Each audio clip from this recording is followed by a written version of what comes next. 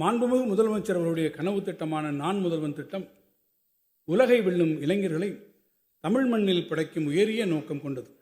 நாட்டின் பிற மாநிலங்களும் பின்பற்ற விளையும் இத்திட்டத்தில் இதுவரை சுமார் 41.38 லட்சம் மாணவர்கள் பயிற்சி பெற்றுள்ளனர்.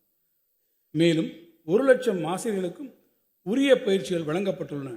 கடந்த ஆண்டு பயிற்சி பெற்ற மாணவர்களில் 1.04 லட்சம் மாணவர்கள் இதுவரை வேலைவாய்ப்பினை பெற்றுள்ளார்கள் என்பது குறிப்பிடத்தக்கது.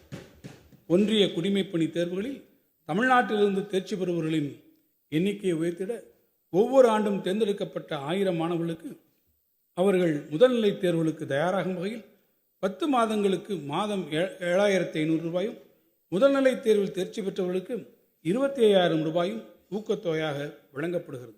இதைத் தொடர்ந்து முதன்மை தேர்வில் வெற்றி பெற்று நேர்முக தேர்வுக்கு தயாராகும் இளைஞர்களுக்கு 50,000 ரூபாய் ஊக்கத்தொகை வழங்கப்படும்.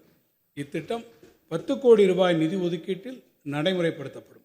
நமது இளைஞர்களின் ஆற்றலை ஆக்கப்பூர்வமாக பயன்படுத்துவதன் மூலம் அவர்கள் நாட்டின் எதிர்கால தூண்களாக திகழ்வார்கள் என்ற உயரிய நோக்கத்துடன் பல முன்னோடி திட்டங்களை நமது அரசு அறிமுகப்படுத்தியுள்ளது. அந்த வகையில் அரசு பள்ளி மாணவர்களின் உயர்கல்வி சேர்க்கையை உயர்த்திடும் வகையில் கடந்த நிதியாண்டில் அறிமுகப்படுத்தப்பட்ட தமிழ் புதல்வன் திட்டத்தில் 3.8 லட்சம் மாணவர்கள் பயனடைந்து வருகின்றனர். அரசு பள்ளி மாணவர்களை சாதனையாளர்களாக உருவாக்கிடும் பொருட்டு அவர்கள் தங்களுடைய பட்டமேற்படிப்பு மற்றும் ஆராய்ச்சி படிப்புகளை வெளிநாட்டில் உள்ள புகழ்பெற்ற பல்கலைக்கழகங்களில் பயின்றிட உதவித்தொகை அளிக்கும் வகையில் 10 கோடி ரூபாய் நிதி வழங்கப்படும்.